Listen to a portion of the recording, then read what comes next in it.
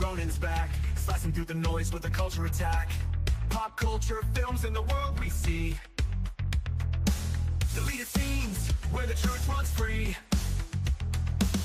Take care, stay strong, we're breaking the mold. Be safe, stay healthy, let the story unfold. From watch parties, reviews to the news we spin. Deleted scenes, yeah, this is how we win. Take care, stay strong, we're breaking the mold. Be safe, stay healthy, let the story unfold. From watch parties, reviews to the news we spin. Deleted scenes, yeah, this is how we win. Yeah. Steam it up in your YouTube brother, let's roll.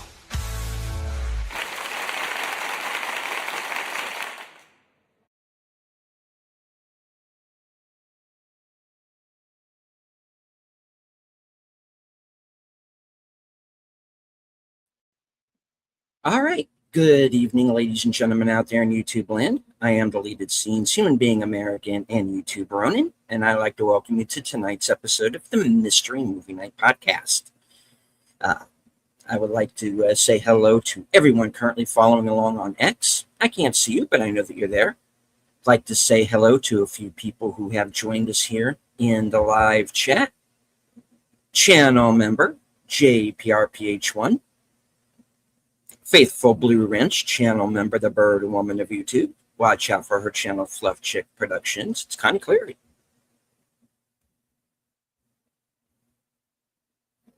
All right. My fellow panelists are waiting patiently backstage. So let's bring them on.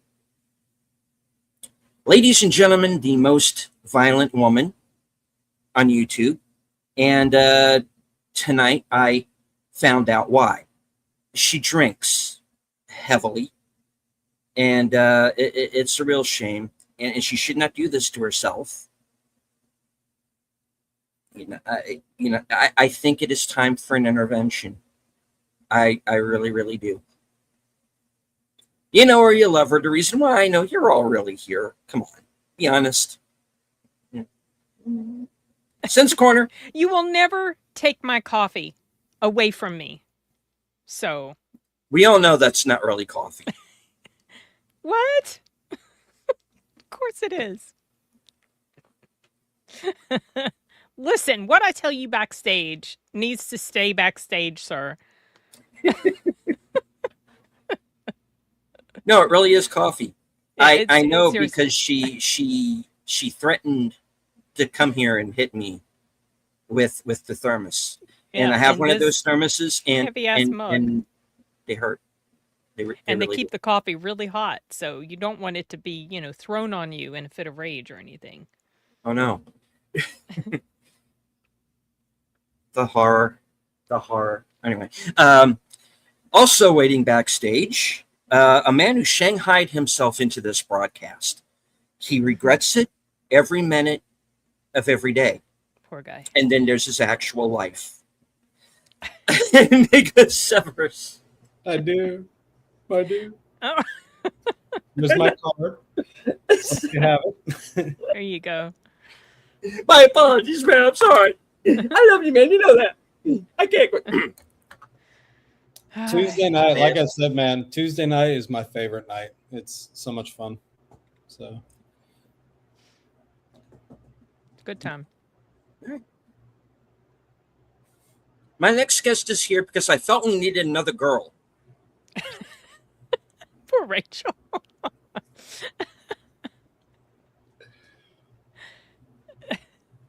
This show is a sausage fest, man. It really is. And then there's Sin, and I'm like, Sin can't be the only woman. That wouldn't be right. We need more representation, y'all. Representation! Yeah. Rachel, the elder millennial. Hi. Me? Unfortunately, I identify as a man. That was a little too convincing, Rachel.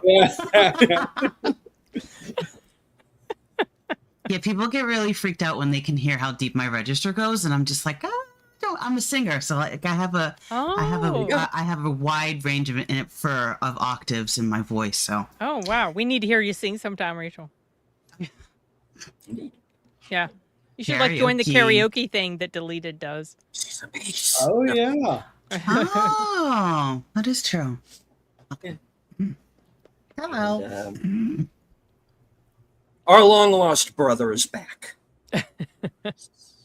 All right, I have to tell this story. It was my fault. I threw him off the show. He's just too much. He's just too much of a wild man. We don't know what he's going to do. He's too unpredictable. And I mean, I felt that things had to come to things were coming to a head. I mean, So when I suspended him from the broadcast, but he's back now. And whoa, off the cover.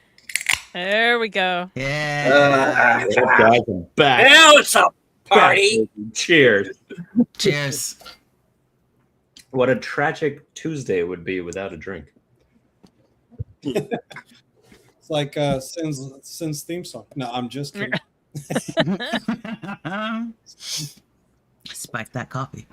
Yep. Oh. There you go. Irish. Coffee. Hey, it is actually coffee.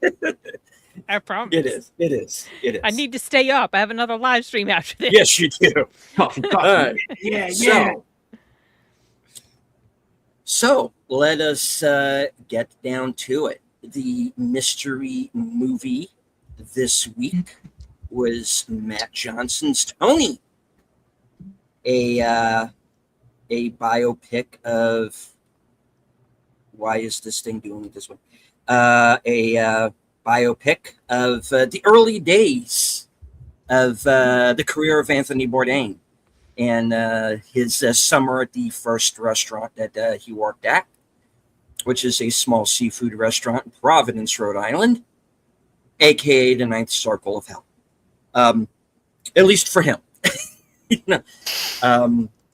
Hello to Iron Herder. Good to see you, sir. Hey, Aaron Herder. All right. So, thank you, all right. Yes. To answer your question, backstage poll, yes. All right. So this stars Dominic Sessa as Anthony Bourdain, also Amelia Jones, Leah Woodall, who seems to be showing up in a number of these mystery movie nights. He was in Tuner. He's in Tuner and he's in Nuremberg as well. Oh, okay. I didn't see that one. And of course, also starring Antonio Banderas. All right, I'm going to just jump into this immediately because I'm someone who works in a seafood restaurant Okay. and have worked in a number of restaurants through my through pretty much most of my adult life. This movie gets a lot right. Okay. It is scary accurate. The book was scary accurate, I'm told. I'm sure it was. Now, As accurate as the white powder going on? Oh, yeah. Yeah. Wow. The Bolivian marching powder. there is. I will make note of something that this movie pretty much puts out there up front. There's a lot of addiction in the restaurant business. I don't know if it's the long hours. You're getting people from different backgrounds and everything that comes along with that. And yeah, there's a lot of addiction, alcohol, drugs, other things. And this movie is very upfront about it. And if this is the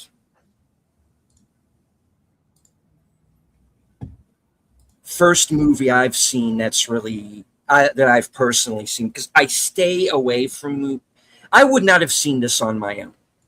Same. Because I would have just felt like, not because of the not because necessarily because of Anthony Bourdain.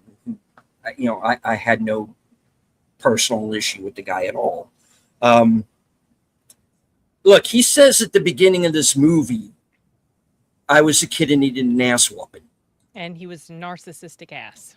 He was. And this is a movie that is all about him getting his ass whooped, you know.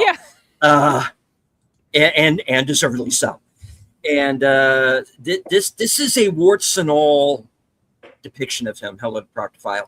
It is a warts and all depiction of this kind of life, of working in this kind of profession. And it is spot on in many, many ways. I can relate to a lot of it. I can relate to sticking yourself in the hand like he does. I can relate to, you know, the potato masher thing, because I used to be the guy who had to do that. You know, where you have to individually wash off like about 150 some odd potatoes and mash the damn thing down and get that thing cleaned off without cutting yourself. It gets the minutia right. It gets the day-to-day right. It gets the hard partying right. It gets that whole sort of soul-sucking, draining. You gotta love it in the way that Antonio Banderas' character does to do it. And it is a rough life. And this movie shows that. And this kid who, I want to be a writer, you know, because we first see him introduced to Anthony Bourdain in 1975 at Vassar College, where he's trying to get this writing fellowship, which, of course, he does not get. Because if he had, we wouldn't have gotten this movie, or Kitchen Confidential or anything else. But no reservations. And he doesn't get that fellowship. He's pretty much stalking this girl, you know, which is not healthy, because through the whole movie, I'm like, dude, no, this is not the way to do it. So he's got this crush on this girl that he's known since, I think he said, high school. And he basically stalks her to Providence, Rhode Island from New York, and New Jersey, actually. New Jersey, sorry. Yeah, got Same difference. And I tend to think of New York and New Jersey as the same because I had family there. Long story. Anyway, so he winds up in Antonio Banderas' restaurant. He makes some trouble. He gets thrown out and loses all of his money because Leo Woodall fucking takes it. And I think you got robbed. Yeah, by you. Yeah, stinker. And long story short, winds up at this. He kind of BS's his way into a job at this restaurant, and we're off and running. And I'm just going to say this up front: it gets so much right. The actors are all spot on. I couldn't say that there was a performance in this movie that was bad. I think this is one of the best movies of the year. And I don't know if everybody's going to agree, and if they do, that's fine. But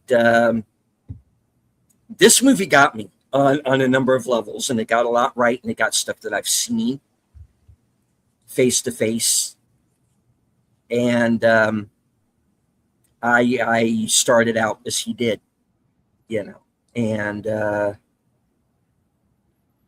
yeah, it for me worked on so many levels. Are there a couple of points that get a little predictable? Sure. I just knew just by nature of the beast what was coming in certain instances, but because that's what would happen in that situation, you know. And I'm just oh no, avoid that. But don't do that. I'm the guy. I'm sitting in the back row and I'm laughing at stuff in this movie, and people are looking at me. What's she laughing at? You know. I'm like, because these little things did happen. These little, just these little moments that are just going to just be flybys for the average person. But for me, I was just like, I'm over there. I'm stifling a little because I'm like this the whole movie. Don't do that. Oh, he's going to do that. Oh, he did that. No. And yeah. So for me, this movie worked like gangbusters. I love this movie. Maybe I shouldn't, but I do. And I've lived this movie. I get it. So yeah, I'm just going to say it up front. This is a huge thumbs up for me. I don't want to ignore the chat here because I do see hello. Our man from the future, Sashi. He is with us. And Connie says, "In a special kind of person to be in the food industry, especially working in a bar or a meat cutter." Yeah, because those guys have it rough. Do you want to put us like in so we can see each other? Sure. All right. All right, so I've said my piece. You guys had at it. So I want to start with saying the quote in the movie is a direct quote from the book. Yes. I was, to be frank, a spoiled, miserable, narcissistic, self-destructive, and thoughtless young lout, badly in need of good ass kicking. I read the book, as I mentioned to you guys in the Twitter X, whatever the fuck it's called now. And it was like spot on. As we discussed, one of the scenes that we can get into later, which actually was like kind of brushed over very quickly in the movie, as like a montage kind of. But for me, this movie worked on the level that it, on the surface level, the character development. Sorry about. There's probably a fire in New York City. There's a kitchen fire. There's a kitchen fire. That is definitely a That's a fire truck. But as we can also get in the movie, as there was a kitchen fire there, it worked on the surface level in that there was plot, there was character development. You start at point A and get to point B. And on the surface level, it worked very well. On the deeper meaning, one or two levels deeper, you see certain things that happened. If I can get into light spoilers, at the end, where there's a crab cookout, you could see like the cinematography is showing him leaving the old behind and emerging into the new by making the right decision that ultimately leads to the rest of his life. One good decision led to the rest of his life. Just it captured the 70s, I think, very well for a very low budget movie. Yeah. It captured, I think the actor, I forget, I haven't seen him in anything else. Splendid. His the main actor. Did you see The Holdovers? Yeah, I didn't. Oh, Yeah. okay. He was in that. That's I keep calling it the leftovers. It's the holdovers. And I mean, I don't remember all the characters' names. So like the guy with the Bolivian marching powder, I call him the JD Vance lookalike. The entire time I'm like, this guy should get tapped for like a JD Vance biopic because he looks just like him. I'm sorry, like once you see it, you can't unsee it. Who was actually in the JD Vance biopic? Was it? Because they've already done one. So Hillbilly Elegy. Elegy. It's very good. Yeah. Yeah. I'm trying to remember who was in that. I didn't see it. Yeah, you know, one actor that it doesn't get his comeuppance because he did such a good job in Mad Men, because he's such a effing dick in Mad Men, is Rich Sommer, who plays his father, or Harry Crane on Mad Men, for those of you who've seen it. I don't know who the mother was. I don't know the actress, but I could never pronounce her on. name. She's She's familiar to she's me. been in a number of. She was in that rock star movie with. And what I remember from the Wahlberg. book, he had a pretty strange relationship with his mother. The father was as encouraging as Rich Sommer made him out to be. And like in the book, he did finally like come to terms with his mother, and who was finally proud that he like found his path or whatever. And that was shown very well in the movie. But, you know, to a few other things that I like quickly note off the top of my head, and before I, quit yapping, is how much pressure regular people were under so that they resorted to drugs to like just keep going. He's like, oh, I'm really hungover. Okay, I'm good to go now. Yeah. And that's part of the job. I've personally seen it as well. Never done it, but to each their own. Everybody has their drug of choice. But yeah, I think it showed like the pressures of that environment and how you start by I think actually, you know what? I think the message of this movie is so applicative to not only Gen Z, but just the rest of society in general, where you don't start at the top. Like it takes care of the narcissism in a visceral way. It's like, no, bitch, you're starting washing fucking dishes. Then you go cut your hand on the oyster. And then you start leveling up. It's a true microcosm of what life is supposed to be like. And I think everybody should, see this movie in order to and get that from the message. Like I see kids at work all the time, like, oh, like, how come I'm not getting promoted? It's like, bitch, you're 18 months out of undergrad. Like, I'm sorry, but no, you need to grind another 10 more years before you're even like halfway decent. And this movie sort of drives that message home. It's, for all the messaging that movies have had over the past 15 years or plus, I'm going to say 18 because I ironed it out to the dark age of cinema starting around circa 2008, 2009, basically since we've had the last good comedy, Tropic Thunder. But anyway, sorry, I went on a huge long rant about that. That's not even like going to fit into a short.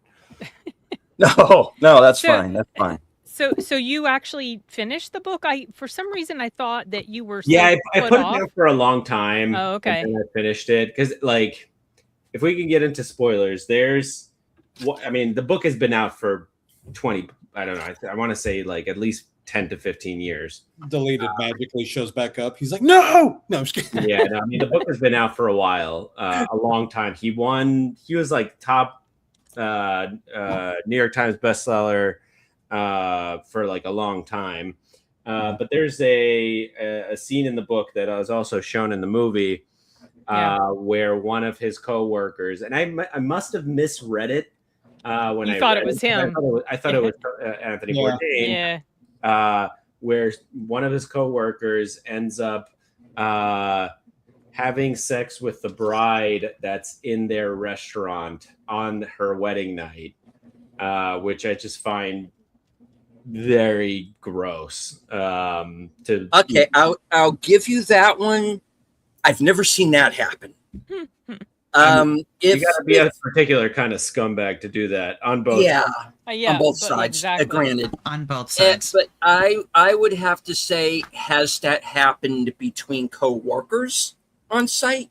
Oh yeah. Yeah. But I haven't seen anybody to have the balls to go to do that. Yeah. and A, not get caught, and B, get away with it. I mean, this.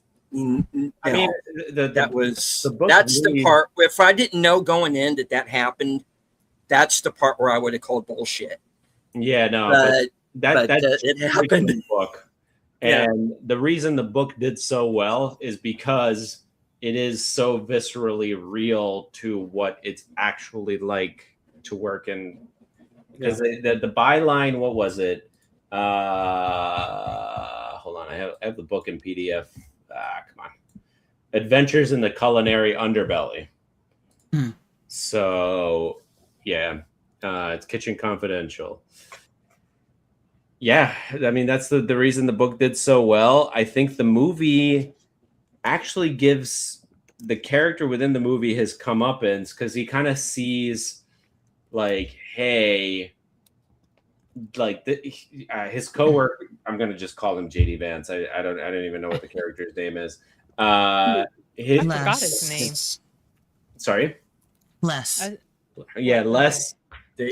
He's this like scumbag who's like a drug addict, like is willing to break into houses, make money, punches the head chef. He's the real asshole of the movie. Go ahead. I'm sorry. Go ahead. I just read Edging Machine and I was like, that's because I cut the first half off of that. I'm sorry, guys. Same with my job. Cutting lenses for glasses. Fun fact: cutting lenses is called edging. Also, a machine that is known as an edging machine. You can imagine the giggles I get when I conducted training classes back in the day. I'll bet. Sashi, quick aside to Sashi's comment. I actually worked at LensCrafters one summer when I was like 18, turning 19. And at first they had me do sales, which I was so good at that they're like, you're making way more money in commissions than all of us put together within 3 weeks of you starting. So get back in there and don't quit making us look bad. And I actually cut classes one summer. So you were an edger, were you? I was an edger. Yeah, that's right. Womp, womp, bum, bum, ba-dum. Well, I would prefer one of the ladies go before I go. I'd feel bad. Go ahead, Sin. So I really don't give a crap about Anthony Bourdain. I just I don't care. I have known of him peripherally, and all I knew about him was that he had some sort of cooking show. He seemed kind of arrogant and annoying, and he offed himself. That's really all I knew about him. So I really was not looking forward to watching this movie. Not that I thought I was going to actually hate it, or that it was going to be bad, because the movie is not bad, you guys. It's well made. It is well acted. It's a comedy drama-ish. He does have a really good character arc. It just kind of takes a while for it to happen, because I really didn't give a shit about his character most of the time. I just didn't care. He was annoying, and I was wondering, why the hell couldn't they have gotten someone who actually looked a little bit more like him? Because Dominic Sessa does not. He's a great actor. I'm very distracted by his Adam's apple. I can't help it. It's so prominent. I always notice that in the Holdovers, well, actually, they can develop in women too when certain things are done to them. So anyway, he's now the typecast for 70s movies. Yes, exactly. Yeah. Because that's the Holdovers was my introduction to him. I love that movie. I really, really enjoyed that film a lot. It's a Christmas movie, correct? It takes place during Christmas time, and the acting is just so fantastic. And it's not even the type of film that I would normally gravitate toward. Kind of like this is something I just wouldn't normally gravitate toward. I'm not angry about this film at all. I didn't leave annoyed. I was just like, okay, but the more I think about it, yeah, it's a good film. If you like Anthony Bourdain, if you like movies about this sort of stuff, like working in a restaurant in the backside and seeing all the craziness that happens. Yeah, it was. I had knew that he was. He was. I knew he was sarcastic. He kind of came across as Pretentious. I don't know. I just I had. He rubbed me wrong the little bit that I was exposed to him, but then, like I said, it was very peripheral. So maybe I know that he had a lot of problems. He had there were some mental health problems going on. Yeah, with I him, mean, but he also but he also, his ex-girlfriend got in trouble for messing with a minor, and he was involved in kind of trying to keep it quiet, covering it up, sort of thing. So he might have had some residual guilt from that behavior, getting involved in covering up something super bad. But this film, like I said, it's a great character arc. I loved Antonio Banderas in here. I thought everyone in here was actually very, very nothing wrong with the acting, but loved Antonio specifically because he was actually a character that I truly rooted for. Yeah. I really liked this guy. I didn't care about the girl that he was pining away for. I didn't care about Tony. Antonio Banderas' character was just such a genuine guy, and I felt how much he loved what he did. And yeah, he was that's funny, Sashi. He was the guy for me. But yeah, I think it's worth a watch if you like dramedy films, if you like biopics. Certainly check it out. I don't know that it necessarily deserves a big screen experience because there wasn't anything super cinematic about it. It's just this very small, quiet little movie about this guy's But that's early life. exactly what we need. We need not small because what I mean is you're not losing anything by not watching it on the big screen. Obviously, big screen is my favorite experience, but not everybody wants to pay $20 to go. They're selective about what they go to see on the big screen. But yeah, I think it's worth a watch for sure. I do wish they had gotten someone who looked a bit more like him. However, he did not follow that chick to that place. I had read he followed her to Vassar College, and they actually planned this trip together. They dated on and off for a long time before they finally married in '85. Wow. So, yeah. So yeah, he does end up with Nancy. Yes, he does. Oh yeah, they were married for I think a couple decades. The book itself is dedicated to Nancy. Yeah. Okay. I have a PDF copy up right now. A quick sail around the high seas. There's not much I can add or subtract to what a lot of you guys have said. I love cooking. I know who Anthony Bourdain is. I'm kind of like with Sin. He's not anyone that I kind of like followed. I never really had any of his books. I knew of Kitchen Confidential. I knew of the Bradley Cooper Show because I was obviously way bigger into TV. And so because of that, I was like, oh, it's based on Anthony Bourdain. I know who he is. Never actually saw the TV show, so I still didn't know anything about Kitchen Confidential.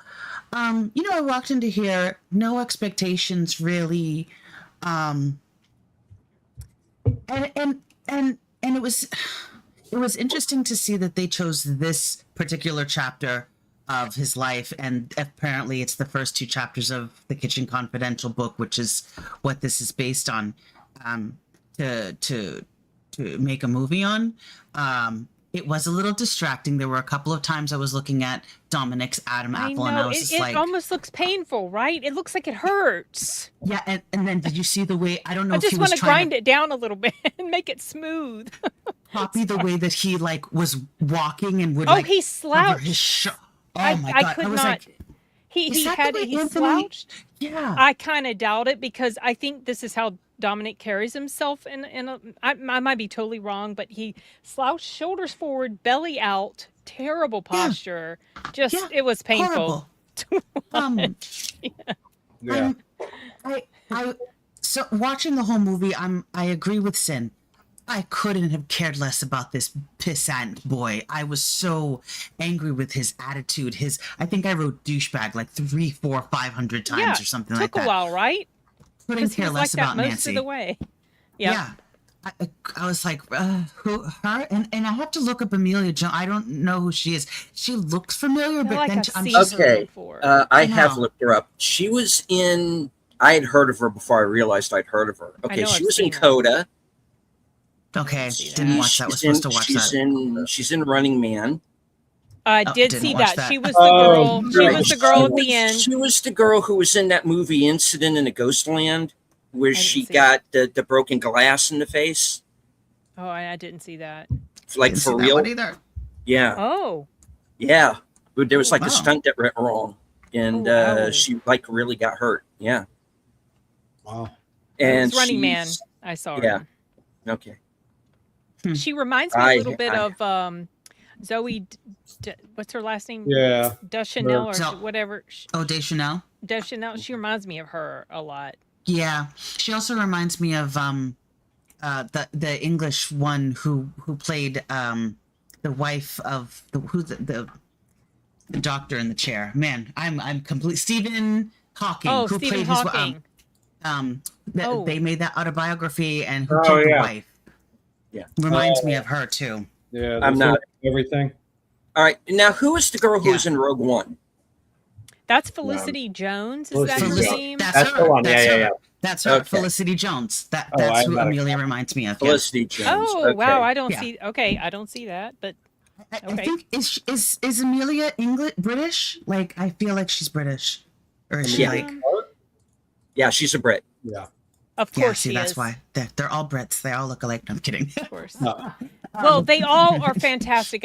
Most of them. They are I don't think I've fantastic. ever They've- seen a Brit who's a sucky actor. They really No. have something over on Americans. I think They're they so all good. graduate from RADA and they just don't put it on their They're so on their good. resumes anymore. They're like all born on the grounds and everything like that. I think there's a process that's a little bit more official than what we have. You know. Mm, go like Juilliard and everything like that. Yeah. You have to go through theater. You got Over, to. over there, very it's like a very authentic. like class-based system.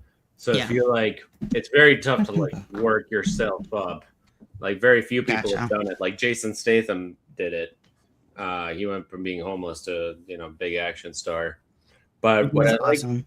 what I like that I was gonna piggyback off of you, Rachel, is that he does start as like the asshole and then he kind of like learns from his experience. Oh my god, character arc.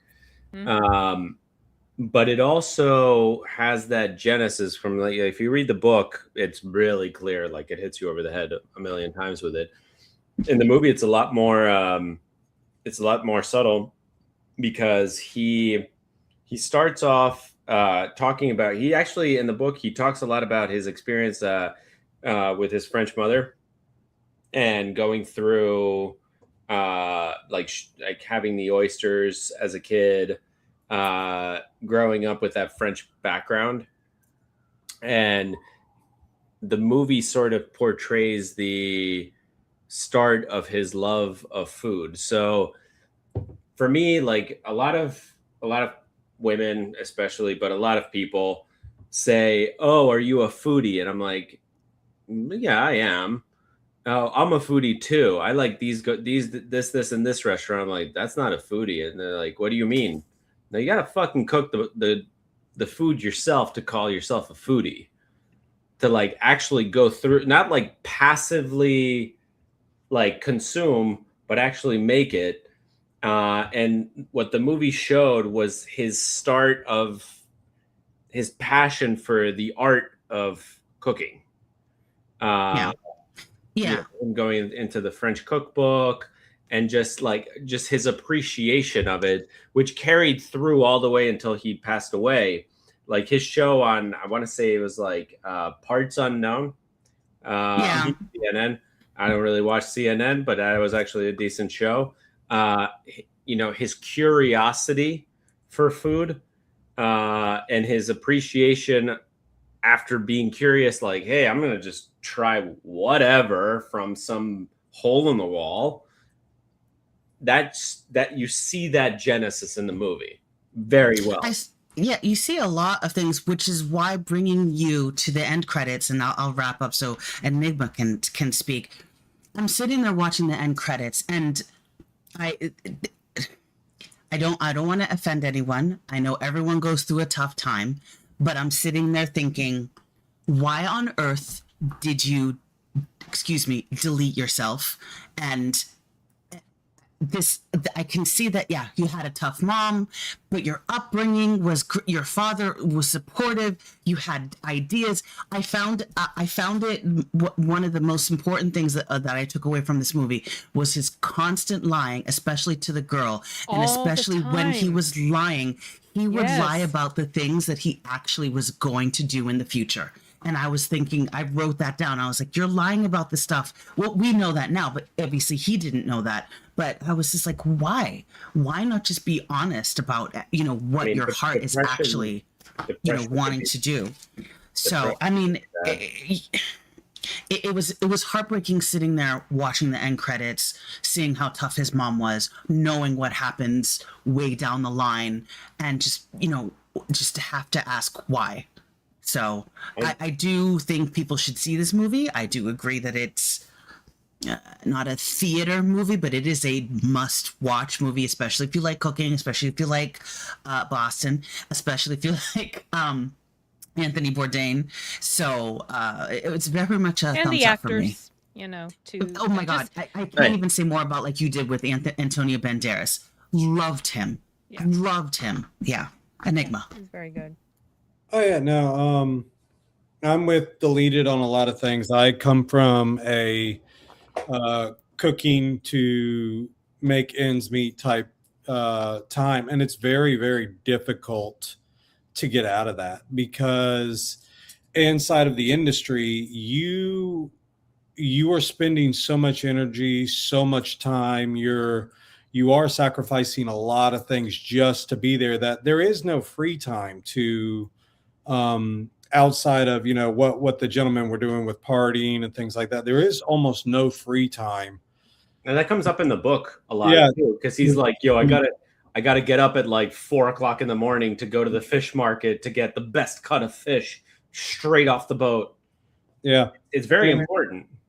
And there's a lot to that. And so like, no, I was not in a high end area, but still the expectation level, the stress, we do. And I'm not going to tell you where, maybe later, but we did have a friend of ours and he would come in, and in order for him to be prepared, he was, on an enhancement type drug to be able to handle the stress that was going to happen. Now, me personally, I would come in with coffee.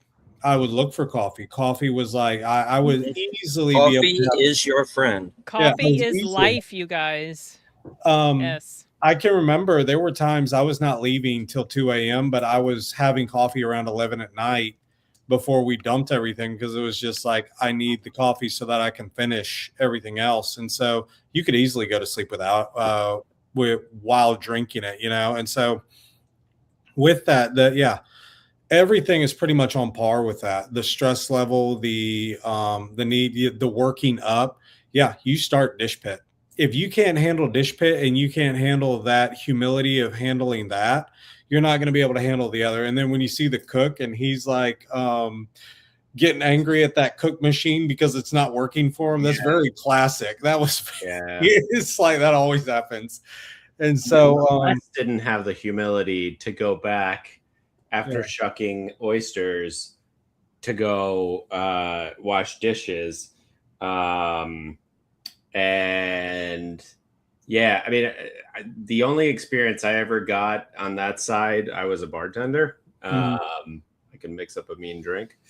I was never in the back of the kitchen, but I can attest to some of the. I definitely saw people struggling with like the toaster. And this is why you see those little shorts where people come in with 5 minutes before close and they're like, "Hey, can we?" And you hear people in the back cursing their head off because it's just like we want to be done, And so, I loved Antonio Banderas in this.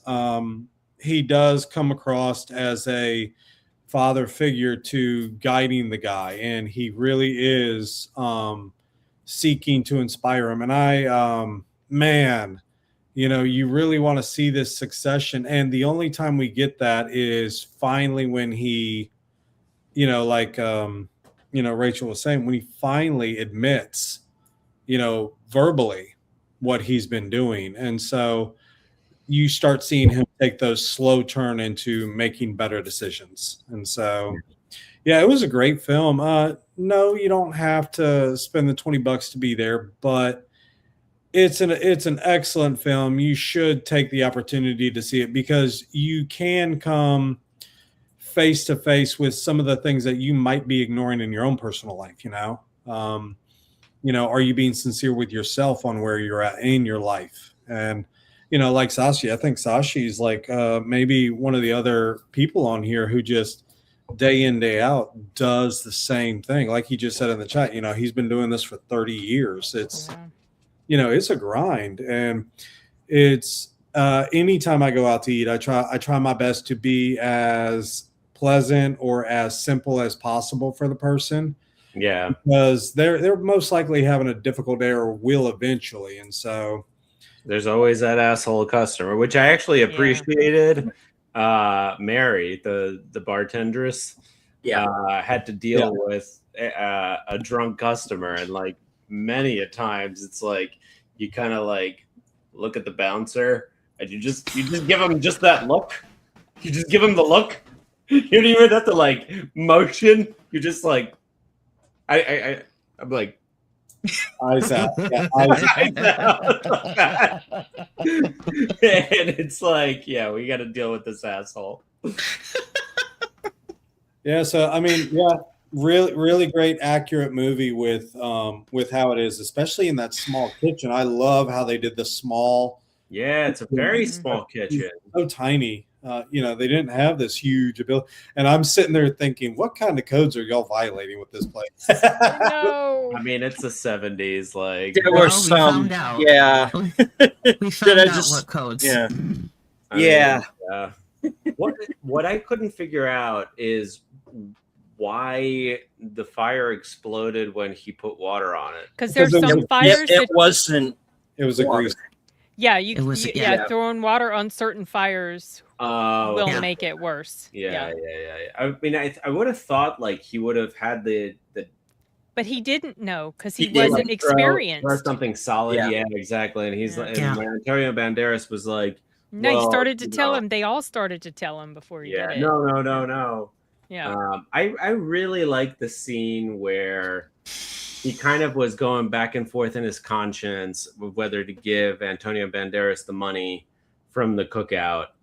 And just the way that was shot, like kind of like an over the shoulder, he kind of like looks back at it, the life, it was a really good shot, like from a cinematography perspective of like two decision tree paths.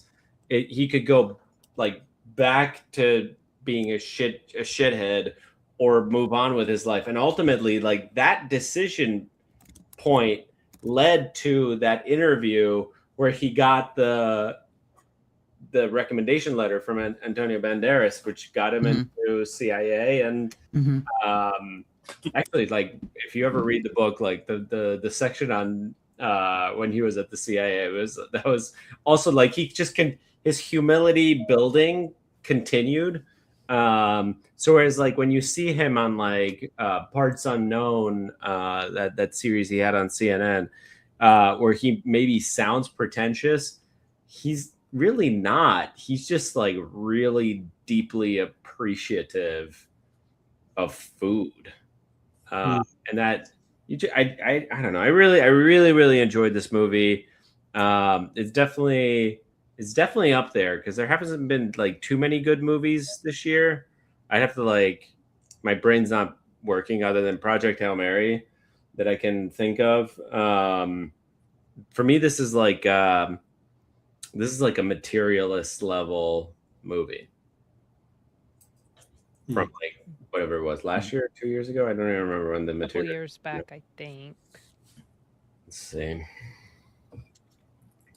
Yeah, this poor kid Dominic, man, he's gonna be a staple to the 70s now. They're like, we need your hair, please. I've only seen him in 2 films, and they've both taken place in the 70s. Yeah. They're like, yeah, do that slouching. Dude, you're right, though. His slouching and everything. Oh, my gosh. I was like, dude, please stand up straight, man. I know. I was like, she is not going to like you the way you stand. Oh, Like there my was. God. Oh my gosh. And Yeah. then his buddy, for as much as his buddy was a horrible guy, he honestly did help him toughen up just a little bit more. You Mhm. know, Yeah. there Yeah. was a little bit of positivity there, but yeah, he could not humble himself for having been late. You know, and he could have helped out, but boy, and there are people that have done that. There are people we have had people who have intentionally walked out on a shift at our job just because the stress gets too high, the demand gets too difficult, and every now and then you do have managers that intentionally push you to do it. So Oh, it can be tough. that's so cool. Oh yeah, no, it is all about management in a number of ways. That's actually how I got one of my. It's actually how I got one of my positions.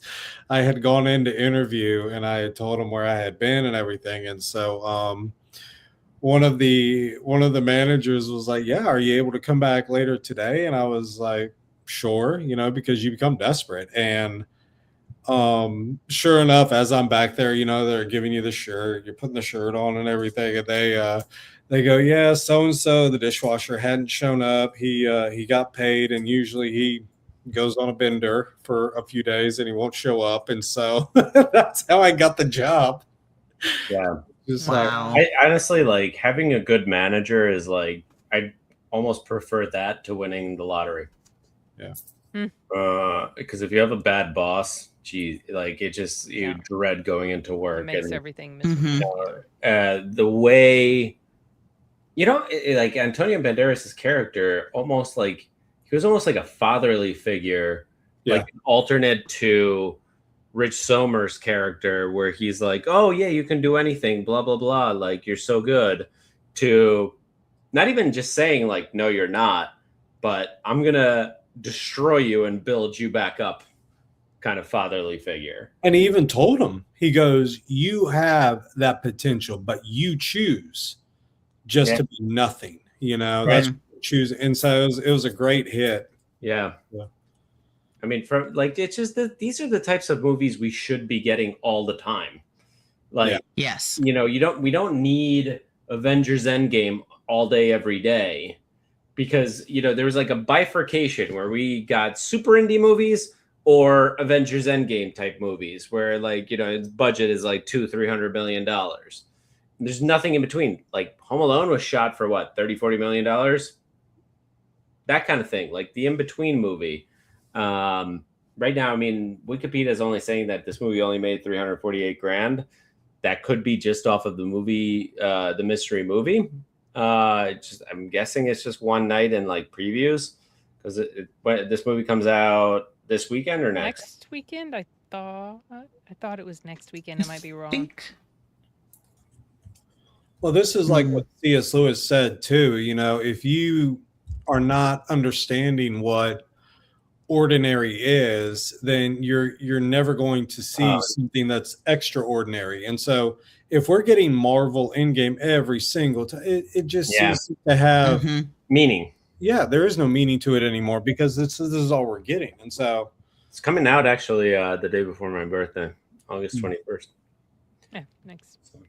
Okay. Yeah. yeah, and then there's this weird one. I honestly don't know if I care to spend money on it.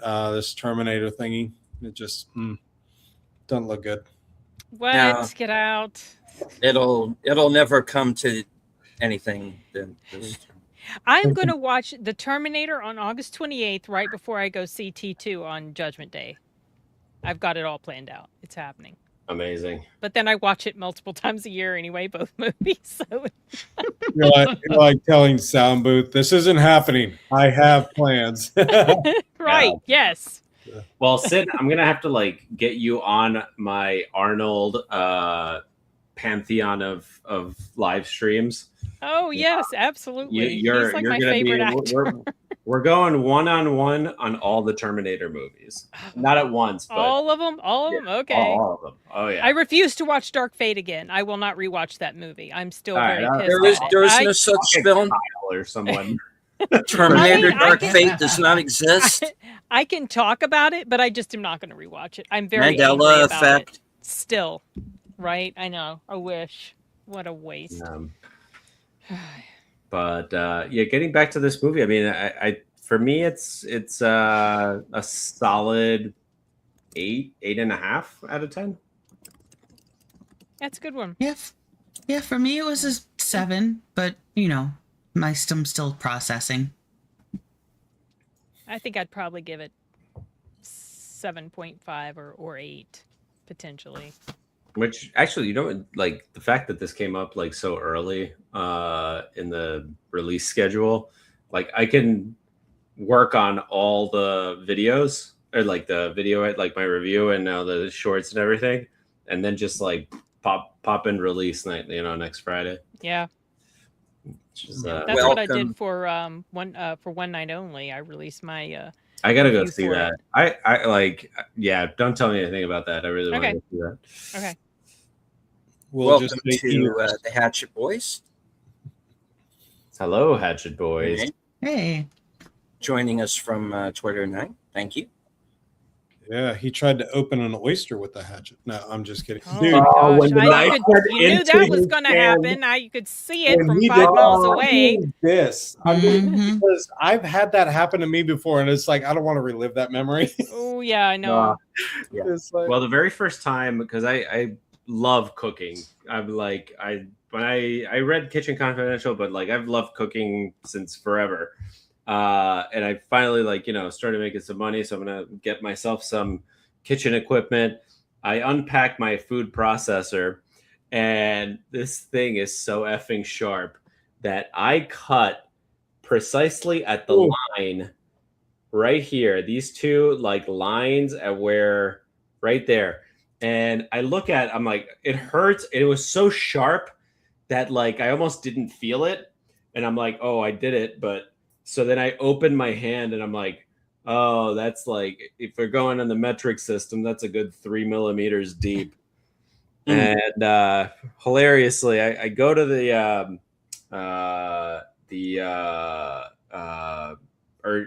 urgent care or whatever, and it was like I stroll in there 4:50 on a Sunday, 10 minutes before they close, and they're like, oh, yeah, you're gonna need a hand surgeon for that. Clearly they didn't want to deal with it. So I walk into the ER at like a major like level 1 trauma center over here, and like it happened to be like a slow day, so they like I got right in with like an attending, and I'm just shooting the shit with him, and he's like, oh yeah, you know, another cooking mishap. I'm like, I'm sorry, I'm wasting your time. He's like, dude, don't worry about it. There's no patients right now. Like, here you go. And so that was like, we got into it about cooking and like what the doctor, like, I should have gotten that dude's number because that guy would have been a cool person to hang out with. But shout out to the one of the attendings at Cornell. But yeah, getting cut is like, oh, it's like the worst. well, like Sashi was saying, you know, the funnier stories are when you got employees that, you know, have no clue what they're doing. You begin to tell them what needs to happen. And we had this one guy when I was trying to train him how to cook, and he wanted to be a chef like Bourdain, you know, and so he's taking the knife, and you got this giant knife, and he's taking it like the one that was in the advertisement photo that he's showing.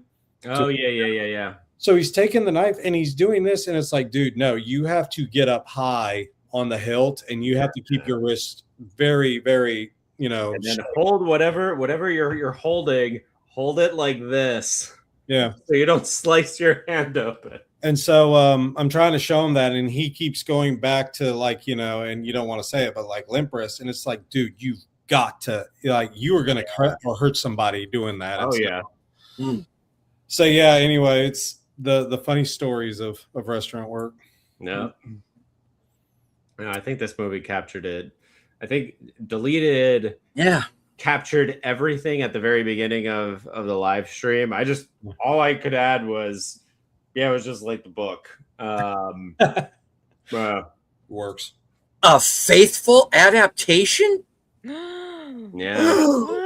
Who would have thunk it? Say it ain't so. I mean, like, there's been some faithful adaptations. I don't want to be I unfair. know it's true. It's true. Like, There the are some most good ones. faithful adaptations. Project I Hail can think of- Mary and The Lincoln Lawyer Yeah. are two really good ones. I haven't read The Lincoln Lawyer, but Project It's good Hail Mary was adaptation. fairly straight on. The Martian was fairly straight on. Yeah.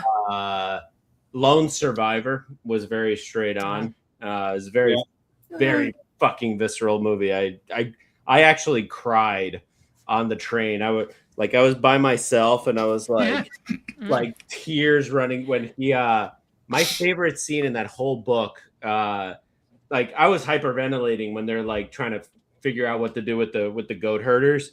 But when I actually started crying when they fall 1,000 feet There's off the our side of the mountain, and like his rifle lands next to him. He's like, "That's how I knew there was a god." I was like bawling on the train. I was just like, "Don't look at me." Oh, I love Banderas always getting upset when people would take God's name in vain. He's going, Oh Yeah. yeah, I know. Yeah. he's flipping out. wow. A positive portrayal of our Lord and Savior. Who would have thought Yeah. it? And the way Yeah. he made him go to church. Going to I know. I thought that was great. I thought that was lovely. I don't know. Hey, but you can see him later on. He was actually putting his suit on later on. Yeah. Mhm. He's Mm. faithfully there. He began to think about it. Well, you know, that's what happens when you walk with Christ, you know? Yeah. You kind of And clean so- up your life. Funny how that works. But yeah, Banderas did awesome in this role. I was Yeah. like, Absolutely. Yeah, I can. Hmm. We cannot say enough. He's fantastic in No, this he's movie. so good. And he's just Yeah. Honestly, he's like he's a Yeah. calming presence, even when Even when he's Les- yelling out like Well, the no, even- orders and all that. well, yeah, no, but like when Les in that visceral scene where Les punches him and Yeah. everybody's just like, oh shit, like shit's about to go down. yeah. And They just- even he just like kept his He cool. took it. Yeah. He took it like, and it's just like, no, do it. And then he's like, okay, and then just like fucked off because like he knew Antonio Banderas was not messing around. But Banderas was like, and Banderas literally after taking the punch, he goes, "But I like you." But I like you. Yeah, It was just Yeah. like, dude, I was like, that's gotta hurt. yeah. Yeah. I love how Because- like over the shoulder, Banderas would be like looking at them all doing the powder. Yeah. Yeah. I thought that was hilarious, and he's just like doesn't flinch, doesn't react. Okay, whatever, they're doing their job. Who cares? I've seen it. Yeah. Hey, which essentially he treats them like adults. Yeah. Which is what you need as a manager in any and every job. I know that a lot of places I've worked, they almost treat you like you're a child, and it's like, okay, if I hyper focus and finish this project in 2 hours, and I decide to fuck off on Wikipedia or YouTube, let me, because that's what I need to get your shit done for you. Yeah. You know, like a good manager will treat you like an adult. It's like, okay, you want to fuck around on YouTube, but as long as you get your. I had a Your stuff job done. where like I had a boss who was sitting in Dublin, so he would leave at like 5 o'clock their time, meaning noon. I would go to the gym for an hour and a half at lunch, come back, eat lunch, do my shit, and he was perfectly happy because I got my shit done. Mhm. Which is what you need in a boss that treats you like an adult, like Antonio Banderas does in this movie, which is fantastic. That's the kind of boss I would love. This was a good one. Yeah. Sorry, Yes, I agree. kind of like went off. I did like, I really like the scenes with the bartender. It's very, very brief, but it's just like, oh. With Mary. She's my friend. Sadly, the bar I used to work at no longer exists. It was like it's a very ghetto part of New Brunswick, New Jersey. Oh man, so you were right at home with what he was going through. Oh yeah. He makes that phone call home, and the parents are still fighting. They're not even. Yeah. Oh yeah. He's just like Hangs yep, up. I'm gone. I mean, Yeah. I can't relate to that aspect of it, but you know, a lot of the time, like the worst argument when you're discussing media or like movies and media, this movie wasn't made for you. Well, Shawshank Redemption. I never spent any time in prison, but Shawshank Redemption is a masterpiece. Like, you know what I mean? Like, it doesn't have to be made for you. It just has to be made right.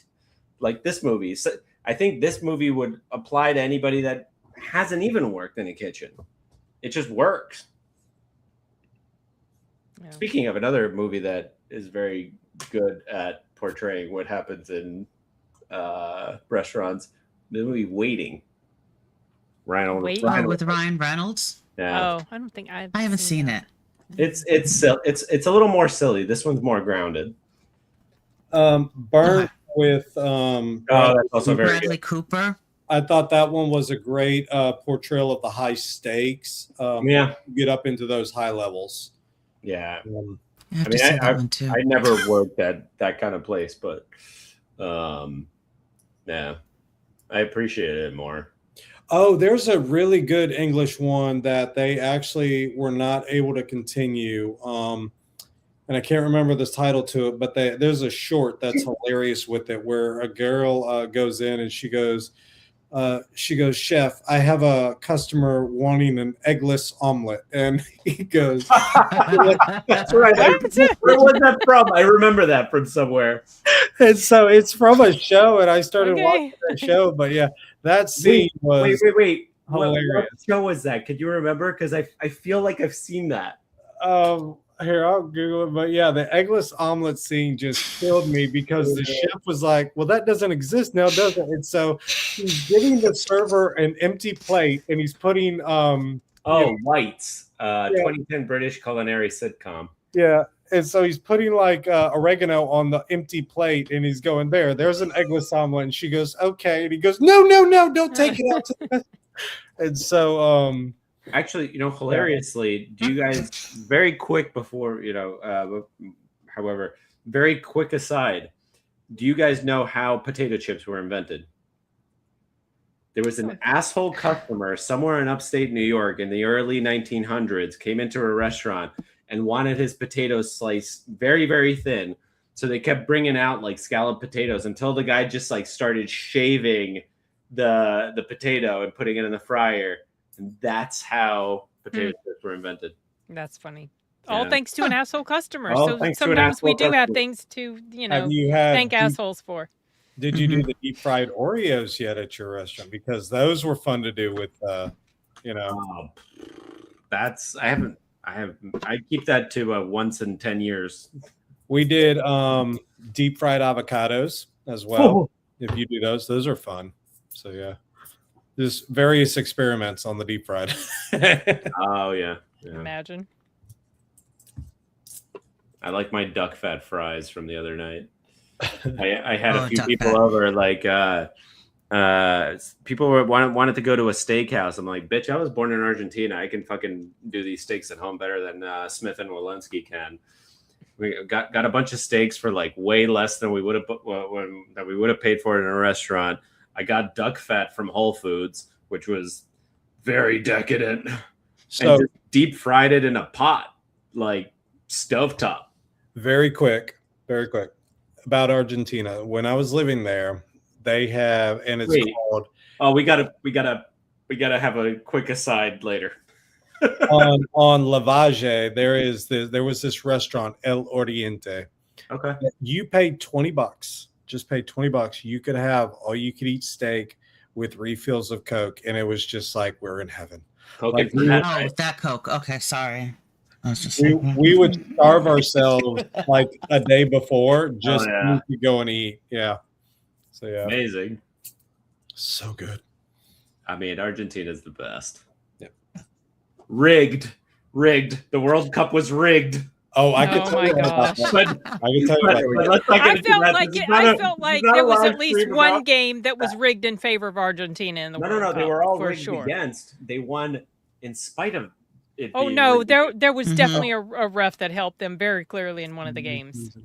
Ah, The England. I was actually pulling against all of the main teams because I was hoping someone new would actually win. Spain and Argentina, they've already Argentina won. is a perennial underdog. If you've been watching it as long as I've been watching it, they're a perennial underdog. They have won so many times. No thanks. But only three. Only three. all right, they've won so many times, more than most other countries have won. So What? it's like either Italy or Spain, France, Britain, Argentina. I can You know, promise you, Germany.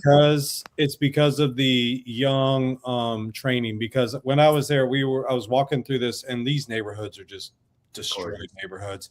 But when I walk through, and the coach is telling the little 6-year-old to open up their semicircle, and all of them are doing that thing in unison. I mean, oh my gosh. Yeah. They got kids on lockdown with how to do soccer. So, I mean, it is the training from young ages. So Yeah. there's a lot there. But this is Right, not we a do live have stream about soccer. I'm sorry. No. Yeah. I Sorry. absolutely We have a, hate that a sport. question. Antonio Banderas Spanish. No, I'm just kidding. Yes. We What's do that? have a question in the chat from our friend Gap After Dark. Hello. Yes. Have you guys seen the trailer for Prime Time? It looks interesting.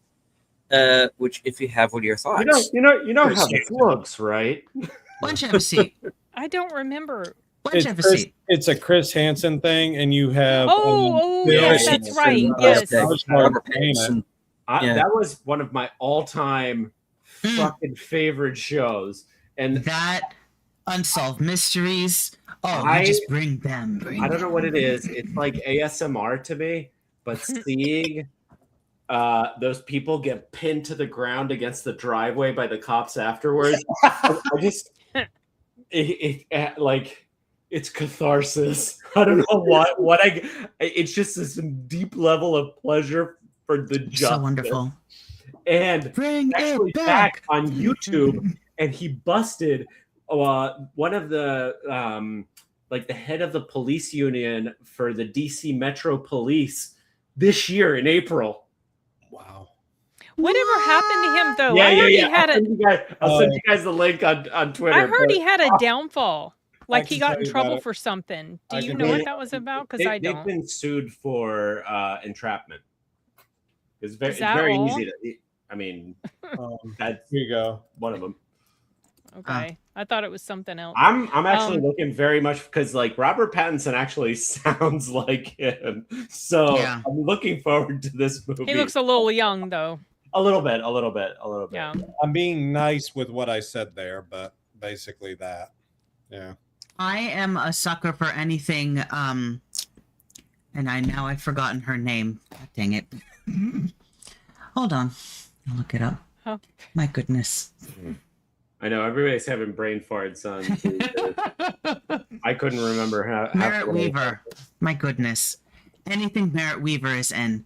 Ever since she won either, I think it was an Emmy for Nurse Jackie, and she had the most epic Oscar, Emmy speech ever. It was just like she got up there, and I have to find that one. I'll send to you guys on Twitter. It was hilarious. I Yeah. won't even give it away. I will just send it to you.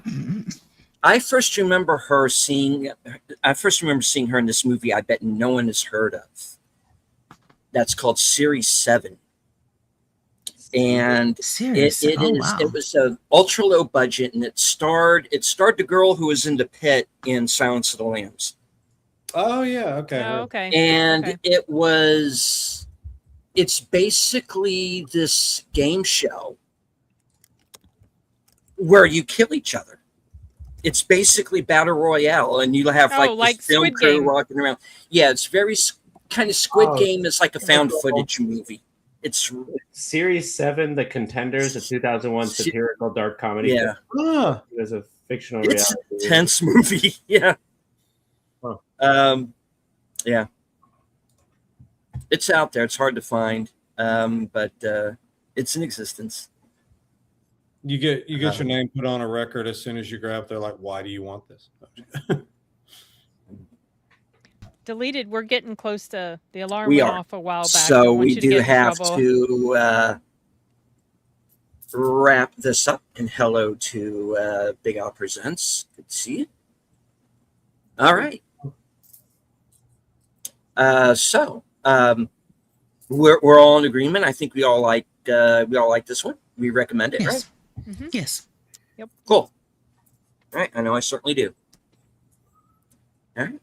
All right. So we'll one time around the horn. Paul, we'll start with you. What do you have coming up next? I'm slowly developing the idea. Oh, I'm big again. Oh my god, I'm Big, too big, big, too big, bright. big. I'm slowly developing an Arnold Schwarzenegger retrospective. Gonna be going through every movie where he's the starring role. Gonna be doing like a one-on-one with all our fellow YouTubers. And Thirsty Thursdays will be back.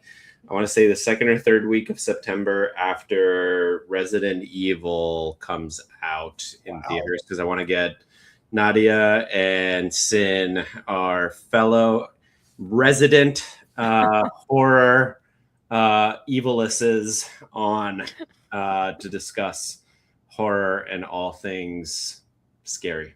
So watch out for that. Cool. Rachel. Let's see here. I have my April movie recap is going to be on the 19th at 7:30 Eastern Standard. I will be back here for the next movie mystery night on Tuesday. And I did finish up all of the in memoriam for 2025. I will be working on 2026. Go check out the channel and keep an eye out for those. Thank you. Enigma. I will be with Miss Rachel on the 19th to join in with the April movies, as well as tomorrow night I'm with Proctophile. We're going to talk about the movie Blood Work with Clint Eastwood and Animorph with oh my gosh, his name is leaving me already. Willem Dafoe. Good Lord. That was a unique movie. So I'm sure he has a lot of thoughts on that one. But yeah, we're going to be doing that. So should be good. Sin. So at 9, I'm going to be on Box Office Brawler's channel talking about No Country for Old Men, which I had only seen once before rewatching it for this stream. Last Friday, my live stream with Jonathan McLean, where he talked about the outfit, went up. It aired live, and so that was really fun. Go check that out. Honestly, seriously, check it out. It was a great conversation. And this Friday, I'm going to release my review for The End of Oak Street, which I'm going to go see Thursday. Sunday, I have a review for the 1985 Dario Argento film Phenomena. That's a crazy movie. And of course, Tuesday, back here for this discussion. And on Friday, on Friday, I'm going to be on Kyle's channel. It's a new series he's starting up, a live stream called Movieholics. Just some various movie discussions. I think next week is when I'm going to be on Rachel's stream as well. And I think Wilkie's on Friday for another live. I got a lot of live streams coming up, more than I do actual movie reviews. So yeah, that's it. All right. As for myself, of course, here in a couple of minutes, you can join me right here on my channel for Live from Sparkwood in 21. It is a retrospective of the Twin Peaks television series. We are going to be watching the season 2 episode entitled Slaves and Masters. Guest stars Dana Herlihy and David Warner, and was directed by Diane Keaton. And it is an episode with a very memorable ending that's still being debated today. So join us for that. And of course, I am going to be joining Outlaw Bill Thursday afternoon at 5:30 Eastern, 4:30 Central for the next episode of Action Theater. And we are going to be watching Pirates of the Caribbean, Dead Man's Chest. And then later on that night, you can join me at 11 p.m. Eastern. You can join me for my program coming attractions where you get to find out what I am going to be doing in the next week. So, okay. That is where we are. And I'm going to go ahead and let this one go now. On the 23rd, Sunday the 23rd at 11 p.m., Rachel is going to be my guest on my program Reserved Seats. I'm going to take it easy on her. You guys, you know the show. It's light. I let the guests kind of take over and the chat kind of take things. I know it might be my last show. Okay. I'm very. She's beginning to worry me now. Oh. I might pop open a bottle of wine. As long We're as very, continuing wine. we're very heavy drinkers on this show, folks. In fact, we may as well just call ourselves the Critical Drinkers and become a band.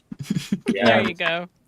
Just go Well, out. hilariously, I've been drinking a 0% beer. Womp womp womp. That doesn't count. I have to go. Okay. Any final words, guys? Bye, everybody. All right. No. As I always say at the end of every broadcast from HQ and all points north, south, east, west, and beyond, good night. Take care. Stay strong. Be safe and healthy because this is how we win.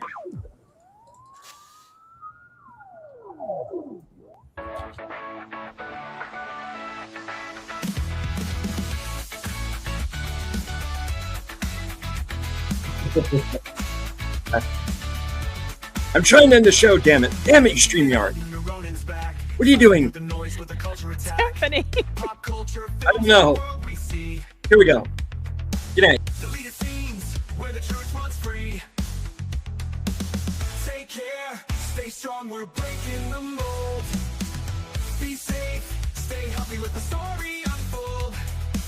From watch parties we use to the news we spin. Deleted scenes, yeah, this is how we win. Take care, stay strong, we're breaking the mold. Be safe, stay healthy, let the story unfold. From watch parties, reviews to the news we spin. Deleted scenes, yeah, this is how we win. Yeah. Yeah.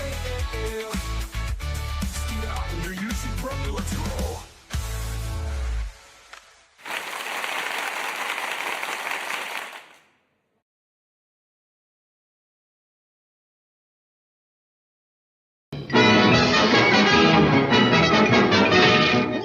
That's all, folks.